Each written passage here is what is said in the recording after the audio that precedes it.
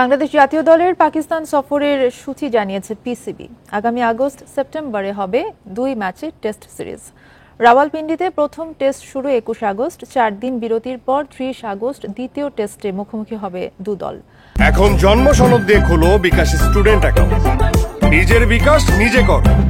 করাচিতে হবে এই ম্যাচ। আইসিসি টেস্ট চ্যাম্পিয়নশিপের অংশ হওয়ায় এই সিরিজটি গুরুত্বপূর্ণ দু দলের। টেস্টে এখন পর্যন্ত 13 বার মুখোমুখি হয়েছে দু দল, যেখানে পাকিস্তানের জয় 12 টেস্টে, ড্র হয়েছে একটি। 2020 সালে পাকিস্তান সফরের টেস্ট খেলছিল বাংলাদেশ। সবশেষ ঘরের মাঠে 2021 সালে পাকিস্তানের বিপক্ষে টেস্ট খেলেছিল টাইগাররা। টেস্ট চ্যাম্পিয়নশিপের নতুন চক্রে এখন পর্যন্ত 4 ম্যাচ খেলে 1 জয় বাংলাদেশের। অন্যদিকে 5 টেস্টে পাকিস্তানের জয় 2টিতে।